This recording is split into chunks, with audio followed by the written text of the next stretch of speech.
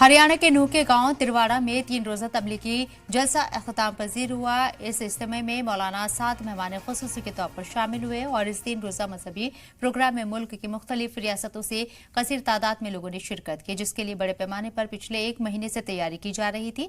जलसे के लिए 10 से 12 एकड़ की जमीन पर टेंट लगाए गए। प्रोग्राम की जगह पर टॉयलेट, पार्किंग, वजूखाना, मेडिकल कैंप समेत सभी जरूरी सर्विस मुहैया कराई गई। 1000 से ज्यादा तबलीगी जमात के वॉलंटियर जलसे का इंतजाम संभालने में जुटे रहे। वहीं इंतजामिया और पुलिस की तरफ से भी सख्त सिक्योरिटी देखने को मिली। आखिरी दिन तबलीगी जमात के सदर मौलाना साद ने इज्तिमाई दुआ करवाई और मुल्क में अमन और भाईचारे का पैगाम दिया।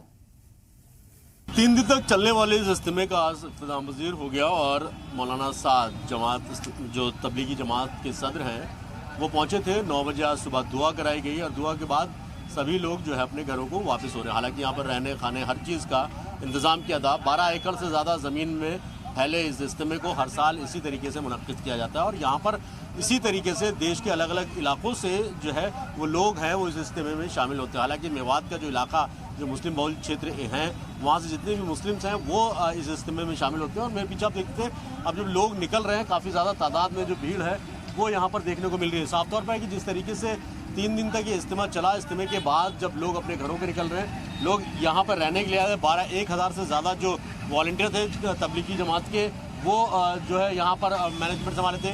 प्रशासन की तरफ से पूरा भारी बंदोबस्त किया गया था, चाहे वो फायर ब्रिगेड की गाड़ियों की बात हो, चाहे पुलिस प्रशासन की गाड़ी की बात हो, उन सभी का इंतज़ाम यहाँ पर किया गया था। और आप देख सकते हैं कि कितनी ज़्यादा तादाद में जो लोग हैं वो यहाँ से निकले। कुछ लोग हैं वहाँ से वापस आ रहे हैं, हम उनसे एक बार कोशिश करेंगे, बात करेंगे। इज्तिमे में से ही आ रहे हैं आप लोग? हाँ सही आ रहे हैं, बिल्कुल। कितने बजे हुई थी दुआ?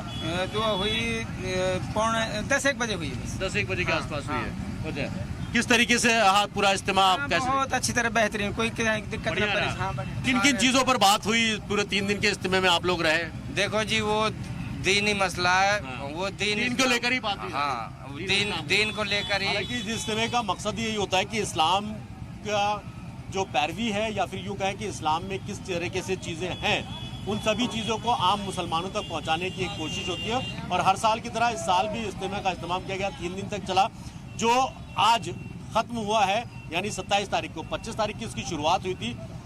देश के अलग अलग कोने से लोग यहाँ आते हैं, यहीं रहते हैं। खाने पीने हर चीज़ का इंतज़ाम कैसा था यहाँ पे? बहुत बढ़िया था जी, खाने पीने का बहुत बढ़िया था इंतजाम। बाकी अब जब लास्ट वाले दिन जो ज्यादा पब्लिक होती है तो दुआ में ज़्यादा लोग शामिल? हाँ, ज्यादा। कितने लोग रहे होंगे अंदाज़न? होंगे जी 10-15 लाख लोग तो आराम से। 10-15 लाख लोग? हाँ जी, बिल्कुल होंगे। देखिए, पिछली बार भी तकरीबन 5 से 5.5 लाख लोग थे। इस बार 10-15 लाख लोग कह रहे हैं, लेकिन ये सरकारी आंकड़े जो होंगे असल में उन्हीं के ऊपर ज़्यादा माना जाता है कि किस तरीके से कार्य होते हैं। अभी आप देख रहे हैं कि भारी तादाद में जो लोग हैं वो बाहर अब निकले हैं। कैसा लगा इज्तिमे में? बहुत अच्छा। दीन और इस्लाम की जिस तरीके से बातें यहाँ बताई जाती है, कुछ समझ में आई आपको? सारा कुछ समझ में। अरे जाहिर सी बात है, इस्लाम को लेकर जिस तरीके से पोर्ट्रेट किया जाता है, इस इज्तिमे में कुरान क्या कहता है, हदीस क्या कहती है, और काफ़ी ज़्यादा तादाद में मुल्क के अलग अलग हिस्सों से मौलाना यहाँ पर आते हैं जो इस्लाम की दावत देते हैं। सैयद मुबशर, फिरोजपुरी का पुराना मेवात।